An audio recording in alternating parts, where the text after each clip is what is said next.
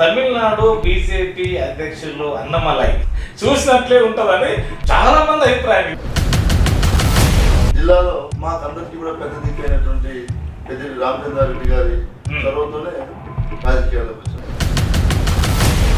దాదాపు ఇప్పుడు మరి ఈసారి ఎలక్షన్ సహస్ర నేను ఎమ్మెల్యే అయిన తర్వాత ఇంత కష్టపడి తిరిగాను. దాని మరి అదే పెద్దిరెడ్డి రామచంద్రరెడ్డి గారికి మీరు కొరకరాని కొయ్యలాగా తయారయ్యారంటే మీరేం సమాధానం చెప్తారు? ఇప్పుడు మామూలుగా నేను రాజకీయాలు రాకముందు కూడా నా సర్వీస్ ఇక్కడ ఉండేది. మరి ఇక్కడ ఉన్నటువంటి జెడ్పీ చైర్మన్ గారు మీలాంటి వాళ్ళు ఒక 100 మంది తయారు చేస్తా అని అనడంలో ఏంటి అంతర్యం? ఎక్కడైనా కూడా వెంకటేశ్వరుడు ఉన్నా, కృష్ణ గారు ఉన్నా, ఇంకొకరు ఉన్నా లేకపోయినా పార్టీలో నాలాంటి వాళ్ళు 100 మంది వస్తారు. ఈ దేశంలో ఆఫ్టర్ ఇండిపెండెన్స్ తర్వాత మనం ఒక రాజ్యాంగం రాసుకున్నప్పుడు దాని ప్రకారంగా ఎవరు ఉంటే అధికారులు వేసవలసిన పని అధికారులు, పొలిటీషియన్ చేయవలసిన పని పొలిటీషియన్ చేస్తే ఈ రోజు ఇంకా పేరోడు అనేవాడు ఉండేవాడా? రాజ్యాంగంలో కొన్ని అంశాలు పొందుపరిస్తే బాగుంటుందేమో. ఎన్నికల ముందు మాటిచ్చి నెరవేర్చకపోతే నెక్స్ట్ ఇంక ఎన్నికల జీవితంలో ఎప్పుడు కూడా పోటీ చేసే విధంగా లేకుండా చేయాలి. పెండింగ్ లో ఉన్న 40 కోట్లు విడుదల చేస్తేనే నేను ఎమ్మెల్యే ఉంటాను వెంకటే గౌడ్. ఇది నిజంగా ఆఖరికి తెలుగుదేశం నాయకుడు కూడా ఇల్లు కట్టుకోలేకపోయి గుర్తుపెట్టుకున్నాను. సార్ నమస్కారం. నమస్తే కృష్ణ గారు. బాగున్నారా? బాగున్నాను. ఒక చిన్న చూపెడతాను సార్. 2 అంశాలు. మీ మేనిఫెస్టో వైసీపీ 2019 మేనిఫెస్టో, ఇది 2014 టీడీపీ మేనిఫెస్టో, ఇది రాజ్యాంగం. మీ వయసు ఎంత ఉంటుంది? 37. చాలా యంగెస్ట్ అసలు. 86. ఏంటి అసలు ఏది వాట్ ఇస్ ద సీక్రెట్ ఇంత ఎర్లీగానే మీరు రావడం? సీక్రెట్ ఏం లేదండి. జగన్మోహన్ రెడ్డి గారికి జరిగినటువంటి అవమానాలు, అన్యాయం, ఆయన ప్రజలకు ఆయన తండ్రి బాటలో నడిచి ప్రజలకు సేవ చేయాలని ఆలోచించి ఏదైతే వైఎస్ఆర్ కాంగ్రెస్ పార్టీ పెట్టారో ఆనాటి నుండి కూడా ఆయన వెంట నడుస్తూ జిల్లాలో మాకందరికీ కూడా పెద్ద దిక్కైనటువంటి పెద్దిరెడ్డి రామచంద్రారెడ్డి గారి చొరవతోనే రాజకీయాల్లోకి వచ్చారు. మీరు వచ్చారు. మిమ్మల్ని చూస్తే తమిళనాడు బీజేపీ అధ్యక్షులు అన్నమలై చూసినట్లే ఉంటుందని చాలా మంది అభిప్రాయం. ఇది నిజమేనా? చెప్తా ఉంటారు. అంటే మీ దృష్టి కూడా వచ్చింది కదా ఆల్రెడీ. ఎప్పటికో ఎలా హ్యాపీగా ఫీల్ అవుతారా అప్పుడప్పుడు మన పోలిక ఇంకోళ్ళు ఉన్నారని? రకరకాలను కూడా పోలుస్తూ ఉంటారు. సో ఏంటి దాదాపు ఇప్పుడు మరి ఈసారి ఎలక్షన్ సహస్రపేతం అంటున్నారు. ఇది నిజమేనా? నల్లేరు పై నడక. అయ్యో ఇదేంటి? ఎందుకు మీరు అంత సీరియస్ గా తీసుకోవట్లేదా? ఎందుకు అంటే పలమనేరు నియోజకవర్గ ప్రజలు నాకన్నా ముందున్నటువంటి వ్యక్తి లేదా వ్యక్తులు ఎవరైనా కావచ్చు, ఎమ్మెల్యే అనే వ్యక్తి ప్రజలకు ఎక్కడా కూడా పరిచయం లేదు, ప్రజలతో కలిసి నడిచినటువంటి దాఖలాలు. ఈ రోజు ఏ మారుమూలు గ్రామానికి మీరు వెళ్ళినా సాదా సీదాగా ఉంటాడు ఎమ్మెల్యేనా? అలానే కాదు, ఏ మారుమూలు గ్రామంలో ఉన్నటువంటి లేదా వాళ్ళ బావి దగ్గర చేను దగ్గర ఇల్లు కట్టుకున్నటువంటి వ్యక్తుల దగ్గరికి వెళ్ళి నా గురించి అడిగినా చెప్తారు. ఎందుకంటే ప్రతి ఇంటికి నేను ఎమ్మెల్యే కాకముందు 2 సార్లు వెళ్ళాను. ఎమ్మెల్యే అయిన తర్వాత నాకు తెలిసి ఈ ప్రపంచంలోనే ఎమ్మెల్యే హోదాలో ఊర్లలోకి వెళ్ళేది కాదు, గ్రామాల్లోకి వెళ్ళి రావడం కాదు, ప్రతి గడప దగ్గరికి వెళ్ళి వచ్చినటువంటి వ్యక్తి నేనే ఉంటాను 2 సార్లు. నా నియోజకవర్గంలో ప్రతి ఇంటికి నేను ఎమ్మెల్యే అమ్మా నేను వచ్చాను, మీకు ఏమైనా సమస్య ఉంటే చెప్పండి, ఏం కావాలో చేసి పెడతా. మేము ఓట్లు వేసి గెలిపించినటువంటి ఎమ్మెల్యే. మేము దాదాపు 2017లో మేము అదే నినాదం తీసుకున్నాం. ఎమ్మెల్యే గెలిచిన తర్వాత నాకు ఏం పని ఇచ్చారు, ఏం పని మీ సమస్యలు ఉన్నాయి తెలుసుకునే వాళ్ళు ఎవరైనా ఉన్నారు అంటే మిమ్మల్ని అనుకోవచ్చు. ఇప్పుడు ప్రజలకు ఆ రోజు ఎన్నికల ముందు కూడా చెప్పారు ఒక మీటింగ్, ఎమ్మెల్యే అంటే ఇట్లా ఉంటాడా అని మీకు నేను చూపిస్తా, మీరు నాకు అవకాశం ఇస్తే అని చెప్పారు. ఇచ్చారు. ఇచ్చిన తర్వాత దాన్ని నేను ప్రూవ్ చేసుకున్నా. మీరు ఎక్కడికైనా వెళ్ళొచ్చు, ఈ నియోజకవర్గంలో ఎక్కడికైనా వెళ్ళాలి. నేను స్పెసిఫిక్ గా ఈ విలేజ్ ఈ లొకేషన్ చెప్పను, మీరు ఎక్కడికైనా వెళ్ళండి. ఎమ్మెల్యే అనేదానికన్నా వెంకటేగౌడ వచ్చాడు అంటారు. వెంకటేగౌడ అంతే, అంత ఆప్యాయంగా. అంటే ఎమ్మెల్యేలు మీరు ఒక హోదా లెక్క చూడట్లేదా? అది పబ్లిక్ ఇచ్చారు కదా. పబ్లిక్ నాకు ఎమ్మెల్యే పదవులు ఇచ్చారు, ఆ గౌరవాన్ని ఇచ్చారు, అలా అని చెప్పి నేను కూడా సమాజంలో ఒక వ్యక్తే కదా, వ్యక్తిగా ఉన్నప్పుడు మనం నడుచుకునేది కూడా ఒక వ్యక్తిగా నడుచుకోవాలి. ఎవరిని చూసి మీరు ఇన్స్పైర్ అయ్యారు అట్లా ఉండాలి ఎమ్మెల్యే అంటే అని? మాకు పెద్దిరెడ్డి రామచంద్రారెడ్డి గారు.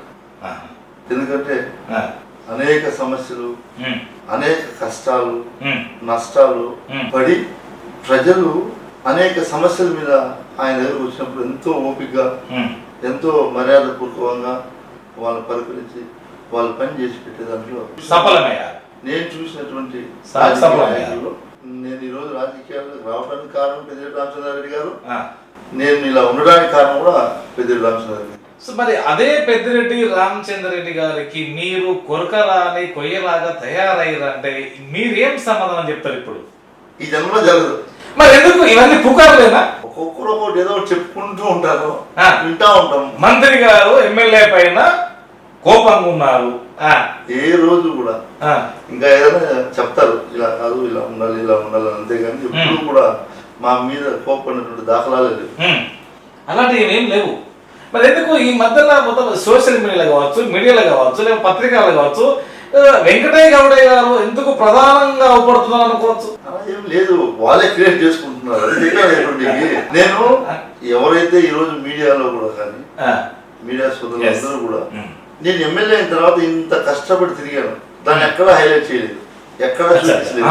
ఏదైనా చిన్నది అంటే ఏ కుటుంబం అయినా ప్రతి చిన్న ఉంటాయి, వాటిని ఏదో భూతత్వంలో పెట్టి చూపించడంలో మాత్రం బాగా చూపించారు. కానీ అంతే ఎమ్మెల్యే గారు ఈ నియోజకవర్గంలో ఎమ్మెల్యే అయిన తర్వాత ఇంత కష్టపడి ఇంత అభివృద్ధి చేశాడు అనేది లేదు, ఏ మీడియాలో కూడా వేయలేదు.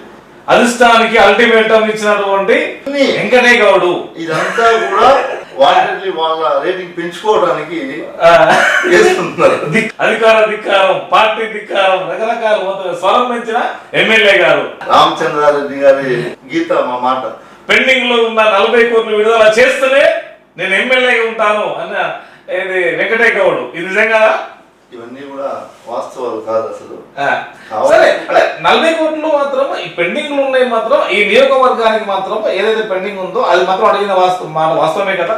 అది కూడా అడగలేదు. నేను కేవలం అడిగింది మా కార్యకర్తలు ఎవరైతే నాయకులు ఉన్నారో వాళ్ళందరూ కూడా వాటర్ ట్రాన్స్పోర్ట్ చేశారు, వాటి పెండింగ్ బిల్స్ ఉంటే వాటిని అడగటం తప్ప వేరే ఏం లేదు. దాన్ని చిత్రీకరించారు అనమాట. మరి ఇక్కడ ఉన్నటువంటి జెడ్పీ చైర్మన్ గారు మీలాంటి ఒక 100 మంది తయారు చేస్తా అని అనడంలో ఏంటి అంతర్యం? కామన్ అది ఎక్కడైనా కూడా వెంకటయ్య గౌడ్ ఉన్నా, కృష్ణ గారు ఉన్నా, ఇంకొకరు ఉన్నా లేకపోయినా పార్టీలో నాలాంటి వాళ్ళు 100 మంది వస్తారు, రావాల్సిందే. ఇక్కడ మీకు జెడ్పీ చైర్మన్ గారికి శ్రీనివాస్ గారికి ఏమన్నా మధ్యలో తేడా వచ్చిందా? మరి ఇప్పుడు ఏం లేదన్నా, చిన్న చిన్న వస్తాయి వాటిని. అదే చెప్పాను కదా, ఇప్పుడు ఆయన మాకు స్వయం దగ్గర బంధువు. అవును, బంధువు కూడా. నన్ను 2019 ఎన్నికల్లో కీలకంగా నియోజకవర్గంలో తిప్పడానికి కీలకంగా శ్రీనివాస్ గారే కారణం. పెద్దిరెడ్డి రామచంద్రారెడ్డి గారి దగ్గర తీసుకెళ్లి మా వాడికి టికెట్ ఇవ్వాలని చెప్పి మా ఏముండదు, ఏదో చిన్న చిన్న వాటికి దాన్ని ఏదో హైలైట్ చేస్తున్నా. ఏమో మరి ఇంకోటి అంటే ఇక్కడ ఈ నియోజకవర్గంలో కొత్త పేర్లు తెరపైకి వస్తున్నాయి అన్నది ఇంకొకటి. రకరకాలు ఉంటాయన్న, దానికి మనం ఏం చేయలేము. ఇప్పుడు నాకు వచ్చి చెప్పేవాళ్ళు నాకేదో చెప్తారు, ఆమెకి వెళ్ళి చెప్పేవాళ్ళు రకరకాలు చెప్తుంటారు. అసలు మేము పట్టించుకోలేదు, ఏదో చిన్న చిన్న వస్తుంటాయి. అవన్నీ రాజకీయాల్లో ఎక్కడైనా ఒక కుటుంబంలోనే వస్తాయి. సరే, మీ కుటుంబ నేపథ్యం చెప్పండి. మా కుటుంబ నేపథ్యం అంటే మా నాన్నగారు ఒక మంచి రైతు, వ్యవసాయం. మీరు ఎంతమంది అన్నారు? మా నాన్నగారికి 2 భార్యలు. మొదటి భార్య చనిపోయింది, తర్వాత మా మదర్ పెళ్లి చేసుకున్నారు. మా మదర్ కి నేను, మా సిస్టర్. మొదటి భార్యకి 8 మంది పిల్లలు. మొత్తం 10 మెంబర్స్ అయ్యారు అంత కలిపి. అంటే ఇప్పుడు అంతా కలిసాం కదా. సో అక్కడ నుంచి స్టార్ట్ అయింది. మీరు, మీ సిస్టర్, 8 మంది. నేను చదువుకునే రోజుల్లోనే చదువు కూడా మానేసి బెంగళూరు వెళ్ళడం. బెంగళూరు పోయినా అంటే 4 పైసలు సంపాదించలే కదా, వర్క్ చేసుకుంటూ జీవనం గడిపాం. ఓకే, భగవంతుడు ఆశీస్సులు ఉన్నాయి. మళ్ళీ మామూలుగా నేను రాజకీయాలు రాకముందు కూడా నా సర్వీస్ ఇక్కడ ఉండేది ఎన్విజి ఫౌండేషన్. అవును, అదే ఎన్విజి ఫౌండేషన్ అని. అవును, అదే నేను ఈ రోజు కూడా కంటిన్యూ అవుతుంది. ఏమేమి మీ కార్యక్రమంలో మీరు చేపట్టారు అందులో? నేను ఎక్కువ చేసిందంతా కూడా విద్య కోసమే చేశాను. ఎందుకంటే నేను నోచుకోలేదు కాబట్టి విద్య కోసం ఎక్కువ ప్రాధాన్యత ఇచ్చాను. అందరినీ కూడా బాగా చదువుకోండి, చదువు కావాల్సినటువంటి పరికరాలు కావచ్చు, వస్తువులు కావచ్చు, ఏవైనా లైక్ మాకు ఒక టీచర్ ఉన్నారు, మేము చదువుకున్నాం. అప్పుడు 7th ఎగ్జామ్స్ కి వాళ్ళ జీతంలో రేనాల్డ్ పెన్ తీసి ఇచ్చారు అన్నమాట. అప్పుడు మాకు బాగా గుర్తుంది, రవి సార్ ఫేమస్ 005 మా గురువు గారిని ఈ రోజు కూడా మేము కలుస్తూ ఉంటాం. ఇప్పుడు కూడా చాలా మనలో ఉంటారు. చాలా ఎంతో సంతోషం ఉంటుంది కదా. ఆయన గారు ఆ రోజు మాకు చేసినటువంటి సహాయం గుర్తుపెట్టుకుని ఎగ్జామ్ రాయడానికి మా దగ్గర అన్ని కూడా పాత పెన్నులు ఉంటాయి. ఆ ఎగ్జామ్ వల్ల పోయి ఇంక్ అయిపోయింది, మళ్ళీ అంత లేదని ఇట్లా అనుకుని రాసే పరిస్థితి ఉండింది అప్పుడు. ఆ తర్వాత భగవంతుడు నాకు కొన్ని కూడా మంచి జరిగిన తర్వాత ఏదో ఒక రకంగా మనం చదువుకున్నటువంటి పిల్లల కోసం ఏదో ఒకటి చేయాలి సంకల్పంతో వాళ్ళని కొంచెం మోటివ్ చేయాలి. ఆ కార్యక్రమం స్టార్ట్ చేశాం. దాన్ని బాగా ప్రతి పిల్లవాడు ఈ రోజు మీరు నా ఫోటో చూపిస్తే, మీరు కావాలంటే బయటికి వెళ్ళి ఏ స్కూల్ దగ్గర కన్నా వెళ్ళి నా ఫోటో చూపిస్తే ఎవరు రాయితనంటే వెంకటయ్య గౌడ అని చెప్తారు. సంతోషమా? దాంతో పాటు ఇంకేమన్నా సహాయ సహకారాలు ఉన్నాయా? చాలా ఉన్నాయి. ఓన్లీ విద్యనే తీసుకున్నారా, ఇంకేమైనా తీసుకున్నారా? చాలా చేసామండి. అక్కడ కూడా మీడియాకి ఇవ్వడము లేదా ఎంతో మందికి ఎన్నో సహాయం చేసామండి. ఆర్థిక పరంగా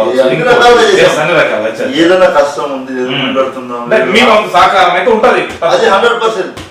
ఈ ఇంట్లోకి వచ్చి అన్న నాకు ఈ కష్టం ఉంది అంటే ప్రతి ఒక్కరికి సహాయం చేసి. సో ఇప్పుడు ఏమన్నా భారం తగ్గింది అనుకోవచ్చా? అంటే వైసీపీ వచ్చిన తర్వాత, ఈ ప్రభుత్వం ఏర్పడిన తర్వాత, పథకాల వల్ల, ఈ నవరత్నాల వల్ల ఏమన్నా మీకు లేదా అట్నే కంటిన్యూ అవుతుందా?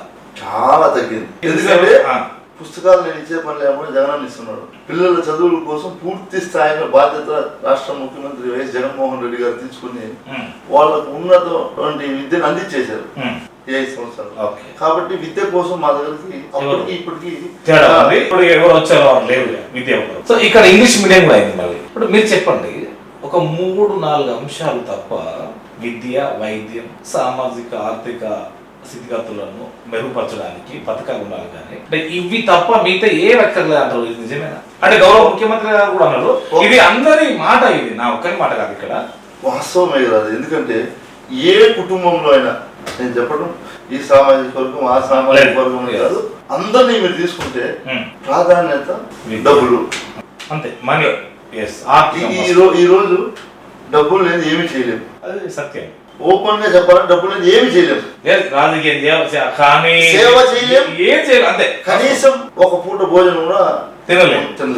అలాంటి పరిస్థితి ఉంది. అంతే, అలాంటి పరిస్థితుల్లో ప్రజలకు ఏ విధంగా మనం సహాయం చేస్తే వాళ్ళ కుటుంబం ఆర్థిక పరిస్థితులు మెరుగుపడతాయి అనే అంశాలను మొదటిగా ఈ విద్య, వైద్యం అయితే తీసుకోవచ్చు. విద్య, వైద్యం నాకు తెలిసి ఈ దేశంలోనే ఎవరు చేయలేనటువంటి, ఎవరు కూడా ఏ ముఖ్యమంత్రి నిర్ణయం తీసుకొని ప్రతి పిల్లవాడికి మంచి విద్య అందాలి, వైద్యం అందాలి అని నాడు నేడు అనే కార్యక్రమాన్ని తీసుకొచ్చి పూర్తి స్థాయిలో సక్సెస్ అయ్యారు. ఒప్పుకోవచ్చు, ఇది ప్రతిపక్షాలు కూడా ఒప్పుకోవాల్సిందే, తప్పదుగా. విద్యను ఒప్పుకోవాలి, ఆరోగ్యాన్ని ఒప్పుకోవాలి. దాని తర్వాత ఆర్థికంగా అంటే వాళ్ళ డిఫరెంట్ అట్లా ఉండదు. ఎందుకంటే ఇప్పుడు ఆర్థికంగా అమ్మ ఒడి, ఇందాక నేను అదే చూపెట్టాను మీకు. గత మేనిఫెస్టో అంటే 2014 టీడీపీ మేనిఫెస్టోకు, వైసీపీ 2019 మేనిఫెస్టోకు తేడా అనేది మన టాకింగ్, అంటే మన ఒక ముచ్చట. సో అప్పటికి ఇప్పటికి ఈ మేనిఫెస్టోలు ఎట్ ద సేమ్ టైము మనకంటూ ఒక రాజ్యాంగం ఉంది, ఆ రాజ్యాంగాన్ని అమలు పరిస్థితి సరిపోతుంది అనేది ఇంకొంతమంది అభిప్రాయం. లేదు, ఆయా పార్టీలకు ఒక మేనిఫెస్టో పెట్టుకుంటారు, కానీ దానికి చట్టబద్ధం లేదు, హామీని మాత్రం ఇస్తారు. సో టీడీపీ ఏం చేయలేకపోయింది, వైఎస్ఆర్సీపీ ఏం చేసింది? రాజ్యాంగంలో కొన్ని అంశాలు పొందుపరిస్తే బాగుంటుందేమో. ఎన్నికల ముందు మాటిచ్చి నెరవేర్చకపోతే నెక్స్ట్ ఎన్నికల జీవితంలో ఎప్పుడు కూడా పోటీ చేసే విధంగా లేకుండా చేయాలి. దాంతో పాటు కొన్ని యాడ్ చేయాలి. మళ్ళీ ఆ పార్టీ మూసి వేరే పార్టీలో కూడా పోకూడదు, పోయినా అతనికి అవకాశం కల్పించకూడదు. అలాంటి రాజ్యాంగంలో ఏదైతే పార్టీలు కానీ వ్యక్తులు కానీ ఇచ్చినటువంటి హామీ ఏదైతే ఈ రోజు ప్రతి ఒక్క మనిషి ఇస్తామంటే ఆశ, అవును. అమర్తామంటే భయం. అంతే. ఎన్నికల ముందు నువ్వు అలివి కానీ హామీలు చెప్పి ఓట్లు వేయించుకొని వాళ్ళని మోసం చేసావు అనుకో, నువ్వు మోసగాడు అవుతావు. కాబట్టి నీకు శిక్ష వేయాలని ఇప్పుడు శిక్ష వేయడానికి లేదు. అవును, రాజ్యాంగంలో మనం ఇది కానీ పొందుపరిస్తే చాలా బాగుంటుంది. ఇది కాస్త దీని మీద ఫైట్ చేయవలసిన అవసరం కూడా ఉంది. మరి మీరందరూ ముందుకు రావాలి. నేను కూడా ఇంకోసారి ఆలోచించలేదు. మీరు అన్న మాటకు వాస్తవమే. రాజ్యాంగంలో కనుక ఆ మాట ఏది వచ్చినట్లయితే ఈ 75 years పట్టదు కదా ఇంకా అడుక్కునేవాడు ఇంకా పేదోడు ఉన్నాడు అనడానికి. అదొకటి. ఎన్నికల సమయంలో అబద్ధాలు ఎవరు చెప్పరు. అప్పుడు వాస్తవం ఉంటుందో గెలుపు ఉంటుందో సెకండ్, ఈసారి కాకుండా ఇంకోసారి మనం పోటీ చేయించాలనుకుంటాడు. అవును, ఈ అబద్ధాలన్నీ కూడా చెప్పి ప్రజలు మోసం చేసే పరిస్థితి ఉండదు అని నాకు అనిపించింది. చెప్పి మరి అందులో మీ మీ పాత్ర ముందుండాలని కూడా కోరుకుందాం. యాజ్ ఎమ్మెల్యేగా పూర్తి స్థాయిలో జగన్మోహన్ రెడ్డి గారు మొన్నే చెప్పారు కదా, ఇచ్చిన మాట తప్పితే ఓటు వేయద్దని అడిగే దమ్ముండే నాయకుడు జగన్మోహన్ రెడ్డి గారు. ఈ రోజు ఏదైతే ఎన్నికల ముందు హామీలు ఇచ్చారో, కోవిడ్ వచ్చిన ఎక్కడ కూడా ఏదైతే హామీలు ఇచ్చి పథకాలు పెట్టారో వాటిని అన్నింటినీ కూడా పూర్తి స్థాయిలో నెరవేర్చారు. ఏది కూడా కారణాలు చెప్పలేదు. గతంలో చంద్రబాబు నాయుడు గారు అలివి గాని హామీలు 600 చెప్పి ఒక్కటి కూడా నెరవేర్చినటువంటి ఎన్నో కొన్ని నెరవేరుతారు కదా సార్. మీరు కూడా పొలిటికల్ మాట్లాడతారా? ఇప్పుడు ఇందాక నిజాలు మాట్లాడారు అనేది సహజంగా నెరవేర్చారు కదా. నేను ఒకటి చెప్తా, ఏది ఒక్కటి నెరవేర్చింది ఒక్కటి చెప్పండి. మీకు తెలిసింది మీరే చెప్పండి. బాబాతో జాబాతో అన్నాడు, కొత్త రాజధానితో ఇది తీసుకొచ్చారు. తర్వాత అంటే జన్మభూమి కమిటీలు వేసుకొని ఎంపిక చేశారు. నేది వాళ్ళకు అంటే రకరకాల సమస్యలు పరిష్కరించారు. పింఛన్లు ఇచ్చారు. పెన్షన్లు ఇచ్చింది కామన్ గానే ఇచ్చారు. పెన్షన్లు ఎప్పుడు కామనే. ఎన్టీ రామారావు ఉన్నా ఇప్పుడు మీరు 3000 ఇస్తే వాళ్ళు 4000 ఇస్తామంటున్నారు. మాటలు చెప్పడం ఈజీ అండి. ఇప్పుడు చెప్పే కదా. ఇప్పుడు ఆయన 14 సంవత్సరాలు ముఖ్యమంత్రిగా ఉండి 5000 ఇవ్వాల్సింది ఎవరు వద్దన్నారు? నేనేమో వద్దన్నామా? ఇవన్నీ కూడా ఎన్నికల సమయంలో నెరవేర్చలేనటువంటి మాటలు ఎన్నైనా చెప్తాడు. దీనికి ఒకటే ఒకటి, ఆయన గతంలో 5 సంవత్సరాలు ముఖ్యమంత్రిగా ఉన్నారు. ఆ రోజు ఇవ్వాల్సిన 2000 3000 ఎన్నికలు లాస్ట్ మంత్ ఇంక నెక్స్ట్ నోటిఫికేషన్ వస్తుందంటే ఆ ముందు నెల ఇచ్చారు 2000. ప్రజలు ఎలా నమ్ముతారు చెప్పండి? నువ్వు ఆ 59 నెలలు కూడా ఇచ్చింటే ప్రజలు సంతోషపడేవాళ్ళు. నువ్వు నిజంగా మంచి చేయాలనుకుంటా. ఇక్కడ ఏం చేయాలంటారా? అటు టీడీపీ వాళ్ళ మేనిఫెస్టో పెట్టుకున్నది ఇందాక మీకు ఏదైతే చూపించాను మేనిఫెస్టో ఏది లేదా? ఏది ఒక్కటి కూడా నెరవేర్చలేదు. కేవలం ఎన్నికల ముందర మళ్ళీ మోసం చేయాలని రకరకాల జీవోలు ఇచ్చారు తప్ప దానికి కూడా బడ్జెట్ ఉండదు, ఏది ఉండదు. రకరకాల మోసాలు చేయాలని ప్రయత్నించారు. రెండోసారి మంచి అడ్మినిస్ట్రేటర్ ఉంటారు కదా చంద్రబాబు గారు. ఎవరు చెప్పారండి? ఉమ్మడి ఆంధ్రప్రదేశ్ కూడా నోన్ పర్సన్ కదా. ఒకటి గుర్తుపెట్టుకోండి, నేను జగన్మోహన్ రెడ్డి గారు అభిమాని. జగన్మోహన్ రెడ్డి గారి గురించి నేను గొప్పగా చెప్తాను. వాళ్ళ పార్టీ వాళ్ళు ఆయన గురించి చెప్పడం కాదు, ప్రజలు చెప్పాలి కదా. ఈ రోజు జగన్మోహన్ రెడ్డి గారు మంచి చేశారా, చంద్రబాబు నాయుడు మంచి చేశారా అంటే ప్రజలు సమాధానం చెప్తారు. ఉద్యోగస్తులు చాలా సంతోషంగా ఉన్నారు. ఎవరికి ఇబ్బంది లేదు. ఇప్పుడు వైసీపీలో ఉద్యోగస్తులకు చాలా ఇబ్బంది అవుతుంది. ఉద్యోగస్తుల వల్ల కూడా రకరకాల ధర్నాలకు ఇంకో దానికి వేరు, ఆశా వర్కర్స్ కావచ్చు, అంగన్వాడీ కావచ్చు, లేకపోతే వాలంటీర్స్ కావచ్చు. అన్న ఇక్కడ ప్రజలకు సేవ చేసే దాంట్లో వాలంటీర్ల దగ్గర నుంచి మీరు చెప్పినటువంటి ఏవైతే ఆశా వర్కర్లు, అంగన్వాడీ వాళ్ళు కావచ్చు, సచివాలయ సిబ్బంది కావచ్చు, టీచర్స్ కావచ్చు, అనేక ప్రభుత్వ ఉద్యోగులు కావచ్చు, ఎంపీలు కావచ్చు, ఎమ్మెల్యేలు కావచ్చు, మంత్రులు కావచ్చు, రాష్ట్ర ముఖ్యమంత్రి కావచ్చు, అందరూ కష్టపడుతున్నారు. వర్క్లోడ్ ఎక్కువే ఉంది.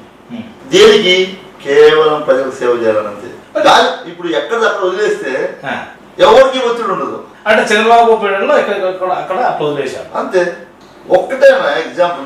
ఇప్పుడు వైసీపీలో చాలా మందికి వ్యతిరేకత కేవలం ఉద్యోగస్తులు ఉన్నారు. వాళ్ళకి అప్పుడు అంత ఒత్తిడి లేదు. ఇప్పుడు మాత్రం ఒత్తిడి ఉంది. మార్చే అవకాశాలు లేవంటారా? ఏం ఉండదన్న. వాళ్ళు కూడా ఆలోచిస్తారు. ఆయన చేసుకున్నది మంచి పనే, కాకుంటే నాకు కొంచెం వర్క్ లోడ్ కొద్దిగా పెరిగింది. వర్క్ లోడ్ ఏమున్నది? వాళ్ళు చేయాల్సిన పనే కదా. అది ఇంకొద్దిగా ఎక్కువ వెళ్ళి ఫింగర్ ప్రింట్ పెట్టాలా అట్లాంటివి ఏదో ఒకటి క్రియేట్ చేస్తున్నారు. ఎవరు చేసే పని కనుక వాళ్ళు చేయగలిగితే ఈ దేశంలో ఆఫ్టర్ ఇండిపెండెన్స్ తర్వాత మనం ఒక రాజ్యాంగం రాసుకున్నాము. దాని ప్రకారంగా ఎవరు అంటే అధికారులు చేసవలసిన పని అధికారులు, పొలిటీషియన్ చేయవలసిన పని పొలిటీషియన్ చేస్తే ఈ రోజు ఇంకా పేదోడు అనేవాడు ఉండేవాడా? అది చేయలేదు కాబట్టి చేసి చూపించారు జగన్మోహన్ రెడ్డి గారు. సార్ నాకు ఉద్యోగం వచ్చింది. ఆ ఉద్యోగం ద్వారా నా పిల్లలు సంతోషంగా ఉంటున్నారు. ఇది నా బాధ్యత అని చేసుకునే వాళ్ళు ఎంతమంది ఉన్నారు? ఇందులో ఆల్మోస్ట్ చేస్తున్నారు. ఎవరు కూడా ఉద్యోగస్తులు ఎవరు కూడా పని చేయకుండా ఉన్నారు. అందరూ చేస్తున్నారు. కాకపోతే కొంతమంది ఎవరు చేయవలసిన పని వాళ్ళు చేయకపోవడం వల్లనే కదా ఈ యొక్క దరిద్రం అంతా. ఖచ్చితంగా గత ప్రభుత్వాల్లో ఏమైనా జరిగాయేమో కానీ జగన్మోహన్ రెడ్డి గారు ముఖ్యమంత్రి అయిన తర్వాత అందరి చేత పని చేయించారు. దీనికి మాత్రం 100% నేను ఇక్కడ అమర్నాథ్ రెడ్డి గారు గతంలో, మీరేమో ఇప్పుడు అసలు ఏంటి వైసీపీలో గెలిచి మళ్ళీ టీడీపీలోకి ఆయన పోవాల్సిన అవసరం వచ్చింది అంటే ఇక్కడ అనేక కోణాలు ఉన్నాయి. మరి అసలు ఏంటి అసలు ఏం జరిగింది 2014 నుండి ఇక్కడ పలమనేరు? ఆయనకి ఒక జీవిత ఆశయం ఒకటి ఉన్నది అమర్నాథ్ రెడ్డి గారు. తనకు ఒక ఆశయం ఉంది. మరి ఇంకేంటి ఆశయం? ఏంటంటే నేను మంత్రి కావాలా. ఓకే, మంత్రి కావాలంటే ఎవరికైనా ఉంటాయి కదా సహజ కోణం. అది కావాలన్నా అది ఎట్లా కావాలా? నిన్ను ప్రజలు ఆశీర్వదించినప్పుడు, ఆ భగవంతుడు ఆశీర్వదించినప్పుడు నీకు రాసి పెట్టింటే అవుతావు. ప్రజలను మోసం చేసి ఇలా గెలిచి అలవైనా ఏదైతే నువ్వు ఒక జెండా పట్టుకొని ఎన్నికల్లో ఓట్లు వేయించుకున్నావు. ఓట్లు వేసుకున్న తర్వాత గెలిచి మళ్ళీ పార్టీ మారి మంత్రి అయ్యావు. నీ ఆశయం నెరవేరిపోయింది, నీ రాజకీయ జీవితం కూడా అయిపోయింది. అడిగి అంటే ఆయనకు ఆశ ఉన్నది, ఆశ కూడా అయిపోయిందా? అంతే. ఒక మంత్రిని ఓడించినట్టు వెంకటే గౌడ్ అంతేనా? ఎందుకంటే ఇప్పుడు ఛాయిస్ లేదా? No choice. మళ్ళా బలంగా వస్తున్నాం కదా సార్ మీరు ఇట్లా ఇట్లా అన్నా 40 రోజులు ఎన్నికలు అది దగ్గర ఉంది. 40 రోజుల తర్వాత నెలలో మళ్ళీ రిజల్ట్. నేను వెరీ క్లియర్ గా పలమనేరు ప్రజలకు ఒకటి, ఆయన 10 సంవత్సరాలు ఇక్కడ ఎమ్మెల్యేగా ఉన్నాడు. ఏం చేశాడు? వెంకటయ్య గౌడ 5 సార్లు ఎమ్మెల్యే, దాంట్లో 5 సంవత్సరాలు ఎమ్మెల్యే, దాంట్లో 2 సంవత్సరాలు కోవిడ్, 3 సంవత్సరాల కాలం. ఆయన 10 సంవత్సరాలు ఏం చేశాడు, నేను ఈ 5 సంవత్సరాల్లో ఏం చేశాను? నేను అప్పటికి తేడా ఉందంటారు. ఆయన కన్నా ఎక్కువ సేవ కానీ ప్రజల్లో అందుబాటులో కానీ ఎక్కువ సర్వీస్ చేసిందే నాకు ఓటు ఏంటని చెప్తున్నాను. నేను వెరీ క్లియర్, ఇంక వేరే ఏమీ అడగట్లేదు. మీ ముఖ్యమంత్రి గారు అదే చెప్తున్నారు, నేనే చెప్పాను, నేను కూడా అదే చెప్పాను, మీరు అదే చెప్తున్నారు. మరి అవతల వాళ్ళు ఏం అడగాలి? వాళ్ళు ఏం అడుగుతారు వాళ్ళే అడగాల. ఎందుకంటే కేవలం ఎన్నికల కోసం ఊళ్ళోకి వచ్చే వాళ్ళు ఎప్పుడు ప్రజలతో ఉండేవాడిని నేను. కాబట్టి ప్రజలు ఏం నిర్ణయిస్తారు అనేది ఇంకా దాన్ని చెప్పాల్సిన పని లేదు. అది ప్రజలకే తెలుసు, అందరికీ కూడా తెలుసు. ఏ ఊళ్ళో కన్నా వీళ్ళు అడగచ్చు. గతంలో ఉన్నటువంటి ఎమ్మెల్యేలు ఎవరైనా మీ ఊళ్ళోకి వచ్చారు ఎప్పుడన్నా? ఈ తీరు పని చేశారా? ఈ రోజుకి ఆయన మంత్రిగా ఉన్నప్పుడు కూడా చేయలేనటువంటి పనులు చేసి పెట్టాం. 5 మండలాలు. గతంలో ఎలా ఉంది, ఇప్పుడు ఎలా ఉంది? పూర్తి స్థాయిలో రూపురేఖలు మారినాయా? చాలా. ప్రజల జీవన ఆర్థిక విధానంలో ఏమన్నా మెరుగుపడింది అనుకోవచ్చా? చాలా మెరుగుపడింది అన్న. ఎందుకంటే జగనన్న పెట్టినటువంటి నవరత్నాల ద్వారా ప్రతి కుటుంబానికి ఆర్థికంగా సహాయపడ్డారు. ఏదో రైతు భరోసా కావచ్చు, అమ్మ ఒడి కావచ్చు, ఆసరా కావచ్చు, సున్నా వడ్డీ కావచ్చు, చేదోడు కావచ్చు, చేయూత కావచ్చు, అనేక సంక్షేమ పథకాల వల్ల నేరుగా దళారులు లేకుండా, అంటే జన్మభూమి కమిటీ లాంటి దళారులు లేకుండా నేరుగా బెనిఫిషియర్ అకౌంట్ కి వెళ్ళి ఏ ఎమ్మెల్యే ప్రమేయం లేకుండా, ఏ రాజకీయ నాయకుడు ప్రమేయం లేకుండా అర్హతలు ఉన్న ప్రతి ఒక్క వ్యక్తికి నేరుగా అకౌంట్ లోకి డబ్బులు వేసినటువంటి ఘనత జగన్మోహన్ రెడ్డి గారు. అంటే అప్పు తీసుకొచ్చి వాళ్ళ అకౌంట్ వేయడము ఇది ఘనత సార్? అప్పు తీసుకొచ్చి అని మీరు చెప్తున్నారు. మనం చేసినటువంటి అప్పులు ఎన్ని అన్ని కూడా ఆన్లైన్ లో ఉన్నాయి. చంద్రబాబు నాయుడు గారు చేసినటువంటి అప్పులు ఎన్ని ఆన్లైన్ లో ఉన్నాయి. ఆయన అప్పులు చేసి సెంట్రల్ ఆర్థిక మంత్రి కూడా డిక్లరేషన్ ఇచ్చారు కదా. అప్పుడు నుండి సేమ్ బడ్జెట్, ఇప్పుడు ఉండేది సేమ్ బడ్జెటే కదా. రాష్ట్రానికి ఇప్పుడేం బడ్జెట్ పెరగలేదు కదా. అదే బడ్జెట్ తో ఇన్ని చేశారు. మీరు ఎందుకు చేయలేదు? మీరు ఎందుకు ప్రజలకు ఇవన్నీ ఇవ్వలేదు? ఎక్కడికి వెళ్ళింది? సవాల్ ఒకటి, అభివృద్ధి లేదు రాష్ట్రంలో, ప్రజలకు డబ్బులు ఇవ్వలేదు. ఎందుకు ఇవ్వలేదు సార్? ఒక్క చెప్పన్నా, ఏం చెప్పలేరా? ఆఖరికి తెలుగుదేశం నాయకులు కూడా ఇల్లు కట్టుకోలేకపోయారు. గుర్తుపెట్టుకోన్నా, సగం బిల్లు ఉన్నత బిల్లు వచ్చింది కానీ పూర్తి బిల్లు రాలేదు. అది కూడా లేదు. లైవ్ లో నేను ప్రతి గ్రామం తిరుగుతుంటా కదా. ఎందుకురా స్వామి ఇప్పుడు అతనికి ఎలిజిబుల్ లేదు అడిగితే వాళ్ళు చెప్తారు, అన్న తెలుగుదేశం హయాంలో ఇల్లు ఇచ్చారు, ఇదో 20,000 10,000 బిల్లు పడింది, తర్వాత బిల్లు రాలేదు, ఆగిపోయింది అంటారు. ఎక్కడ పోయింది అంట మొత్తం? మరి ప్రభుత్వం మీరే కదా ఎంక్వైరీ ఎందుకు చేయించలేదు? అన్ని చేయించారు. ఎంక్వైరీ చేస్తే మన స్కామ్ లో చంద్రబాబు నాయుడు. అందుకేనా ఈ ధీమతంలోనా టికెట్ నా జేబులోనే ఉంది అని ఏదో ప్రచారం చేసినట్టు నిజమేనా ఇది? అన్నది ఈ మాట టికెట్ అన్నాను. మాజీ మంత్రులు అమర్నాథ్ రెడ్డి గారు అసలు టికెట్ ఉందా, టికెట్ వస్తే తర్వాత చూద్దాంలే, ఫస్ట్ టికెట్ తెచ్చుకోమన్నారు. సవాల్ అన్నట్టు. అంటే టికెట్ ఆల్రెడీ నా జోబీలో ఉందని చెప్పారు. ఏదో ప్రెస్ మీట్ లో ఆయన అన్నాడు, దాన్ని ఆయన సమాధానం చెప్పారు. 3 రాజధానులను వెంకటయ్య గౌడ్ గారు ఒప్పుకుంటాను. గతంలో జరిగినటువంటి అన్యాయం మళ్ళీ జరగకుండా ఉండాలంటే 3 రాజధానులే కరెక్ట్. రాయలసీమ అంటేనే కాస్త ఫ్యాక్షన్, అది కూడా ఇక్కడ ఉందా? అసలు ఎక్కడ ఉన్నాయి నాదంతా ఏదో ఓల్డ్ డేస్ అసలు లేవు. ఇది చిత్తూరు జిల్లా. ఇక్కడ నుండి మనకు సమీపంలో ఉన్నటువంటి కుప్పం, చంద్రబాబు గారు అది ఉమ్మడి ఆంధ్రప్రదేశ్కు సీఎం చేశారు 2 దఫాలు. అంటే ఇక్కడ ఈ తన ప్రభావం మీ మీద ఏం పడదా? ప్రభావం ఉంటే 2019లోనే ఉండేది కదా. ఇప్పుడు ఈ వై నాట్ 175 కథ ఏంది అసలు? మొత్తం గెలుస్తున్నాం, 75 గెలుస్తున్నాం ఈసారి. ఎలా అన్నా ఒకటే అన్న, ప్రజలు జగన్మోహన్ రెడ్డి గారు మళ్ళీ ముఖ్యమంత్రి అయితే ఇంతకన్నా ఎక్కువ అభివృద్ధి చేస్తారు, సంక్షేమ పథకాలు ఇస్తారు. సీట్లు మార్చినంత మాత్రాన గెలుస్తారా? 100% ఖచ్చితంగా. అంటే ఇక్కడ తెలంగాణ ఎలక్షన్స్ ప్రభావము ఇక్కడ పడే అవకాశాలు ఉన్నాయని ముందస్తే సీట్లు మారుతున్నాం అనుకోవచ్చా? ఏది ఏమైనా గౌరవ ముఖ్యమంత్రి గారు డిసైడ్ చేశారు 175 వైనాట్ అని. ఖచ్చితంగా 175 స్థానాలు గెలుస్తూ ఉన్నాం. శర్మిల మేడం గారు అక్కడ తెలంగాణ కోడలు ఉన్నది, ఇక్కడ ఈ ఇంటి ఆడబిడ్డ అంటుంది. ఎవరికి మేలు జరుగుతుంది? టీడీపీకా వైఎస్ఆర్సీపీకా? వైఎస్ఆర్సీపీ మేలు జరుగుతుందా? మరి మీ మీదనే బాగా ఎక్కుపడుతుంది కదా. రాజకీయాల్లో సహజం ఇవన్నీ సహజం కదన్నా. మళ్ళీ వచ్చి జగన్ సపోర్టా? జగన్ కూడా జగన్ అంటున్నారు. ఇప్పుడు జగన్మోహన్ రెడ్డి గారిని పూర్తిగా ఈ 5 సంవత్సరాల్లో ప్రజలు అర్థం చేసుకున్నారు. ఈ రోజు మనం చూస్తున్నాం టీడీపీ కావచ్చు, జనసేన, బీజేపీ పొత్తులు. వీళ్ళ మీద వీళ్ళకి నమ్మకం ఉంటే ఈ పొడిగాపులు ఎందుకు? పొడిగాపులు కాసి మరి పొత్తులు పెట్టుకుంటారు. జగన్మోహన్ రెడ్డి గారు ఒకటే చెప్పారు, నేను 175 గెలవబోతున్నాం అంటే సీక్రెట్. ఆయన చేసినటువంటి అభివృద్ధి కావచ్చు, సంక్షేమ పథకాలు కావచ్చు, ప్రతి గుండెకు ఆ గుండె చప్పుడు కూడా జగన్ జగన్ జగన్ అంటుంది, గుర్తుపెట్టుకోండి. అవునన్నా, మీరు చేసే అంశాలు ఎట్లున్నాయంటే నాకే ఇప్పుడు గుండె కూడా జగన్ జగన్ అంటారా సార్? ఒకటి గుర్తుపెట్టుకో, నేను ఒక ఊరికి వెళ్ళాను మొన్న, నేను వెళ్తా ఉన్నా, నేను ఓటు కూడా అడగలేదు. పెద్దమ్మ బాగున్నావు అని అడిగా. నాయన నీకే వేస్తా, మళ్ళీ జగనే వస్తాడని చెప్తున్నామే. నేను ఆమె ఓటు కూడా అడగలేదు. పెద్దమ్మ బాగున్నావు అని దండం పెట్టా. నా చేయి పట్టుకొని నువ్వే వస్తావు, మళ్ళీ జగనే వస్తాడని చెప్తుంది. అంటే ఆమెకు ఒక 60-70 సంవత్సరాలు అయింది వయసు. అంతకు ముందు ముఖ్యమంత్రులు ఎంతమంది చూసింది ఆమె? ఈ రోజు ఆ ముసలి వయసులో పాప ఆ పెద్ద ఆవిడ ఆ మాట చెప్తుందంటే ఎలా ఉంటుంది? మీకు కొంత స్ఫూర్తినిస్తుంది. సో అక్కడ బలం చేకూరుతుంది. ఎవరు పార్టీలో ఉన్నా, వెళ్ళిపోయినా, ఎవరిని ఎక్కడికి మార్చినా జగన్మోహన్ రెడ్డి గారిని చూసి ప్రజలందరూ కూడా ఓటేస్తారు. అయితే ఆదిమతోనే వైనాడు 175. అదే మీకు ఏమైనా సవాల్ ఇస్తున్నారా మీరు? పార్టీలు కావచ్చు, ఇక్కడ నాయకులు కానీ, కార్యకర్తలు కానీ.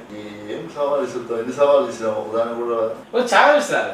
ఏంటి అంటే మీరు సవాల్ ఇచ్చిన ప్రతిసారి ఈ సమాధానాలు ఏంటి? అసలు ఏముండదు, కొంత లేదా మాట్లాడరు, ఏం మాట్లాడరు. మొన్న ఒక్కప్పుడు మాత్రమే అసలు ఫస్ట్ మీరైతే టికెట్ తీసుకుందాం, అసలు ఫస్ట్ టికెట్ తెచ్చుకో మళ్ళీ చూద్దాం, అసలు టికెట్ ఉందా అంటే. అందుకని నేను జైలు ఉన్నాను కదా. మీరు అంటే కొన్ని సందర్భంలో ఎక్కడ స్పందించారు? నేను చాలా తక్కువగానే మాట్లాడుతున్నాను. మరి ఇప్పుడు స్పందించవలసిన అవసరం ఏమొచ్చింది? మీడియా మిత్రులు అందరూ అడిగారు, చెప్తున్నారు మాజీ మంత్రి గారు లేదన్నారు, టికెట్ తెచ్చుకో చూద్దామన్నారు. అంటే టికెట్ అయ్యా నా జోబిలో ఉందని చెప్పాను. ఆల్రెడీ టికెట్ నా జోబిలో ఉంది. మీరు కొంత అలకనా, లేకపోతే ఏదో ఒక రెబల్ గా తయారు చేస్తుంటే మంత్రి వారి కొడుకు మిథునం వచ్చి మళ్ళీ మిమ్మల్ని సంధాయించిండు అనేది కూడా కొంత ప్రచారం బయటకు వచ్చింది. ఊరికి ఏదో చెప్తా ఉంటారు.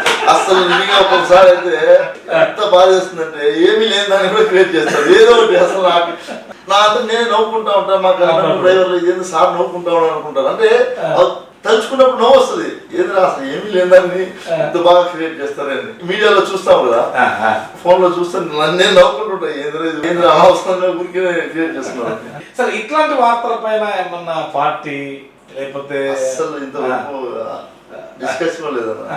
మరి ఇంకోటి, ఇప్పుడు మిత్రులన్నా మిమ్మల్ని పిలుచుకొని లేదా మీరు ఎక్కడో కూడా అంటే మీకు ఈ సంధాయించడం ఇవన్నీ జరిగినాయా లేదా? అసలు ఇవన్నీ అసలు లేదన్నా, ఏది లేదు, అసలు లేదన్నా. ఊరికి ఎంత పుకార్లు అంతే, అస్సలు లేదు. అలా ఒకటి గుర్తుపెట్టుకోండి, ఈ రోజు నేను ఎమ్మెల్యే అయ్యాను అంటే రామచంద్రారెడ్డి గారు ఇక్కడ ప్రథమంగా చైర్మన్ గారు నన్ను తీసుకొని వెళ్ళి ప్రతి ఊర్లో కూడా చెప్పడం జరిగింది. మా అందరికీ కూడా పెద్ద ఆయన పెద్ద రామచంద్రారెడ్డి గారు అండదండలతో ఈ రోజు మేము ఇక్కడ గెలవడం జరిగింది. మళ్ళీ అదే ఈ రోజు మళ్ళీ టికెట్ వచ్చిందంటే కూడా వారి అండదండలే గుర్తుపెట్టుకోండి. మరి మీరే పోటీ చేసే అవకాశాలు ఉంది అంటున్నారు కదా జడ్పీ చైర్మన్ గారు. పుకార్లే, ఆయన ఎక్కడ చెప్పలేదు. ఏబిఎన్ ఏమంటారు, ఈనాడు, ఏబిఎన్ లో గానీ, TV5 లో గానీ, ఈనాడులో గానీ, ఈ మూడా మేజర్గా మీ మీద దాడిపోయి HMT అవి ఉన్నాయి. ఒక్క రోజు కూడా పలమనేరు ఎమ్మెల్యే ఇంత కష్టపడుతున్నాడు, గడప గడపకు తిరుగుతున్నాడు అని ఒక రోజు పోయింది. అవసరం లేదు. ఏ జెండా ఎగరబోతుందంటే ఏం చెప్తారు పలమనేరులో? వైసీపీ జెండా ఎగురుతుందన్నా. ఎవరైనా పర్వాలేదా లేకపోతే మీరేనా? పక్క 100% నేనే దాంట్లో మళ్ళీ మీకేం లేదు. అంటే ఇప్పుడు స్వభావం కూడా మీకు అలాంటి అనుమానం కూడా ఏమవుతుంది అంటే ఎవరిని పెట్టినా గెలిచే అవకాశాలు వైసీపీకే ఉన్నాయి అనే ఒక ధీమా వ్యక్తం చేస్తారా? ఖచ్చితంగా ప్రజల నిండు మనసుతో నన్ను ఆశీర్వదిస్తున్నారు. ఖచ్చితంగా మళ్ళీ ముఖ్యమంత్రి గారు జగన్మోహన్ రెడ్డి గారు 2024లో ప్రమాణ స్వీకారం చేయబోతున్నారు. నేను ఇక్కడ ముఖ్యమంత్రి గారిని ఎన్నిసార్లు కలిసారు? దే అంశాల గురించి, అనేక అంశాల గురించి. ఈ నియోజకవర్గం గురించేనా? అవును, చెప్పాను కదన్నా. మీకు గతంలో ఏ ఎమ్మెల్యే చేయలేనటువంటి అన్ని పనులు ఈ నియోజకవర్గాన్ని చేశాను. నేను ఓపెన్ ఛాలెంజ్, ఎవరన్నా రమ్మనండి. ఒక్క పెద్దిరెడ్డి అమర్నాథ్ రెడ్డి కూడా ఓపెన్ రావచ్చు. నేను ఎన్నోసార్లు ప్రెస్ మీట్ పెట్టి చెప్పా. ఏం చేసామని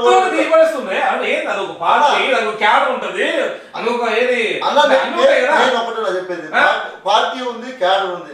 నేను పార్టీని క్యాడర్ని గురించి మాట్లాడేదానికన్నా స్పెసిఫిక్ గా ఆయన గురించి మాట్లాడుతా ఉన్నా. ఆయనకు గ్రామాల్లోకి వెళ్ళి ప్రజలను ఓటు అడిగే అర్హత లేదు. ఎందుకు అంటే ఏం చేశావు?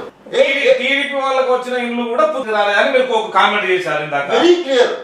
తర్వాత ఇందాక రాజ్యాంగంలో కొన్ని పొందుపరిస్తే బాగుండు, ఒక దానికి గెలిచి పోవద్దు, లేదా మేనిఫెస్టో మీద కూడా మనం మాడుకున్నాము. పార్టీ ఫిరాయింపుడు ఉండవు. మళ్ళీ రాజ్యాంగంలో కానీ చెప్పినటువంటి పాయింట్లు పొందుపరిస్తే ఒకటి, ఎవరైతే పార్టీ అయితే హామీ ఇస్తుందో చట్టబద్ధ అవసరం ఇప్పుడు ఆ విధంగా ఆ వ్యక్తి ఏదైతే మేనిఫెస్టో ఇచ్చే వ్యక్తి ఆ పార్టీ రెండు ఇచ్చిన మాట నిలబెట్టుకోలేదంటే నెక్స్ట్ ఎన్నికల్లో ఆ పార్టీ పోటీ చేసే అర్హత లేనట్టుగా అనర్హ వేసేసి వాళ్ళ కుటుంబంలో కూడా మళ్ళీ ఆ పార్టీ మూసి వేరే పార్టీలో పోయి టికెట్ తీసుకునేదాన్ని కూడా వాళ్ళ కాదు, వాళ్ళ కుటుంబంలో కూడా ఎవరికి ఉండకూడదు. అదే విధంగా పార్టీ ఫిరాయింపులు కూడా ఉండకూడదు. ఎప్పుడైతే పార్టీ మాట్లాడో ఆ రోజే డిస్క్వాలిఫై చేసేసి అతని శాసనసభకు డిస్క్వాలిఫై చేసి శాశ్వతంగా రద్దుపరిచేయాలి అతన్ని.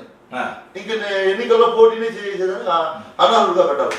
పొలిటికల్ అంటే ఒక వ్యాపారం అయిపోయింది కదా, మరి స్వలాభాల కోసం చేసుకుంటా ఉంటారు. మీకేం వ్యాపారం ఉంది? నేనేదో బెంగళూరులో కన్స్ట్రక్షన్ కంపెనీ ఉందన్న. రకరకాల చేసుకుంటాం.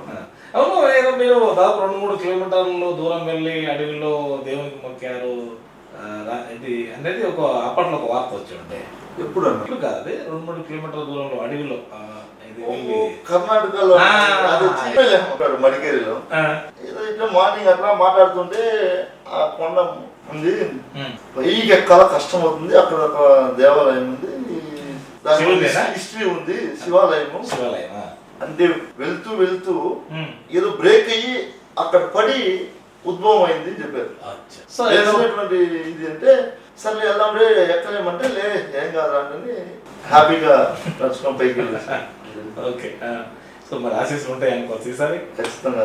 ఇక్కడ మీ కార్యకర్తలకు రేపు రాబో కాలంలో ఇంకా ఏం మిగిలి ఉన్నాయి, ఏం చేయగలుగుతారు ఈ 5 మండలాల్లో?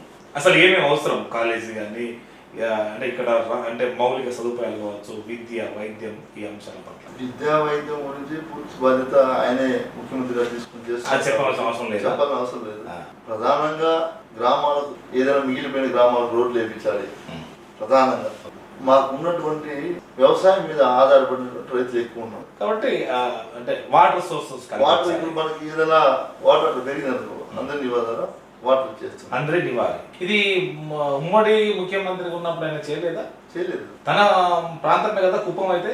అలా కేవలం మీరు అప్పుడే ఒక మాట అడిగారు, మరి డబ్బులంతా ఏమైందని. ఇలాంటి మట్టి పనులు చేసుకుంటూ వాళ్ళ బినామీ కాంట్రాక్టులు పెట్టుకుని ఆ డబ్బులంతా డైవర్ట్ చేసుకున్నారు తప్ప. సో ఈ దాదాపు ఈ 4-5 రోజుల నుంచి ఒక అంశం అయితే తెర మీదకి వస్తుంది. అది వాస్తవం ఎంతో అవాస్తవం తెలియదు కానీ టీడీపీకి పక్కపొన్న అంత కార్పొరేటర్లే పెట్టుబడి పెడుతున్నారు వాళ్ళ స్వలాభం కొరకు అన్నది ఒక తెరపైకి అయితే వస్తుంది. అది నిజమా కాదో తెలియదు కానీ అంటే కొంత అక్కడక్కడ ఇట్లా ఉందా అని రకరకాల అభిప్రాయాలు వస్తాయి అనుకోండి. దీన్ని ఏమైనా మీరు సమర్థిస్తారా? వాళ్ళు అనేక విధాలుగా కార్పొరేట్ సంస్థలకే అలాంటి అందరికీ తెలుసా, ప్రతి ఒక్క మనిషికి తెలుసు. అంటే వాళ్ళే పెట్టుబడి పెడుతున్నారు అనేది ఒక అంశం. వాళ్ళు పెట్టుబడి పెట్టారు, వాళ్ళకే లాభం చేకూరుతుంది. సో ఇక్కడ జనసేన నుంచి కూడా నేను అంటున్నాను ఎట్లా అంటే నాదెంట్ల మనోహర్ అనుకుంటాను, తాను పార్టీ ఉన్నంత కాలము అది మెరుగుపడదు. ఎందుకంటే 2 దఫాలు ఎన్నికలకు పోయారు, 3వ దఫా కూడా పోతున్నారు. ఇప్పటి వరకు కూడా కనీసం వాళ్ళ నియోజకవర్గాల్లో కార్యకర్తలు లేకపోవడం చాలా బాధాకరము. అది గుడ్డిగా పవన్ కళ్యాణ్ నమ్ముతాను అంటారు. దీని మీద మీ కామెంట్?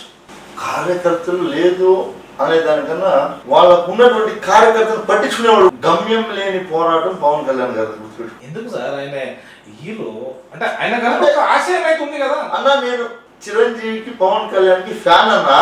మేము చిన్నప్పుడు ఫస్ట్ చిరంజీవి పాట వేస్తేనే వేరే వాళ్ళు పాట వేసుకోవాలా. అంత స్ట్రాంగెస్ట్ గా, అంత హానెస్ట్ గా, అంత హార్డ్ కోర్ గా ఫ్యాన్స్ మేము చిరంజీవికి. పవన్ కళ్యాణ్ కూడా అంతేనా? కానీ నేను చెప్పింది కూడా వాస్తవమే, గమ్యం లేని పోరాటం. ఆయన ఏం చేయాలనుకుంటున్నాడు అనేది ఆయన దగ్గర కూడా క్లారిటీ లేదు. అంటే లేదు అంటే డైరెక్షన్ మార్చే వాళ్ళు మనోహర్ లాంటి వాళ్ళు ఉన్నత కాలం అంతే కదా. ఇక మరి అమ్మా, నువ్వు ఒక పార్టీ పెట్టావు, పార్టీకి కొన్ని సిద్ధాంతాలు ఉంటాయి, నీ మాట అందరు వినాలి. అది నువ్వు ఎంతసేపు ఒకరి దగ్గర పోయి వాడి మీద ఆధారపడేవాడు నువ్వు ఏం పార్టీ రన్ చేస్తావు? నిన్ను నమ్ముకున్న కార్యకర్తలు ఏం కావాలా రేపు? అవును, ఇప్పుడు ఈ మాట అంటే నాకు చెప్పండి, ఇక్కడ వైసీపీ నుండి టికెట్ ఇవ్వకుండా పోయిన వాళ్ళు తొందరగా తీసుకుంటున్నారు, వాళ్ళకి ఒక పదవి ఇస్తున్నారు. మరి అక్కడ అంటే ఇక్కడ పోవడం తప్ప నేను అనట్లేదు సరే, అది వాళ్ళ అక్కడ అంతకన్నా ముందు అక్కడ ఆ పార్టీలో కార్యకర్తలు కానీ లేదంటే నాకు ఈసారి టికెట్ వస్తుంది అనేటువంటి భావము ఆ పార్టీకి పనిచేసిన వాళ్ళు వాళ్ళ భవిష్యత్తు ఏం కావాలి?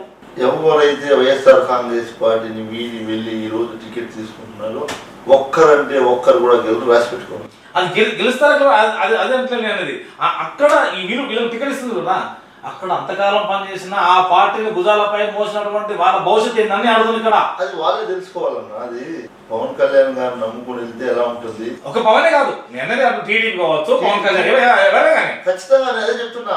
విలువలు లేనటువంటి రాజకీయ నాయకుడిగా మారిపోయాడు చంద్రబాబు నాయుడు గారు. ఎందుకంటే ఏ నియోజకవర్గంలో కూడా కానీ ఒక నాయకుడు ఎన్నో కష్టాలు పడి, ఎన్నో ఒడిదుడుకులు పడి పార్టీ లాక్కొని వస్తారు.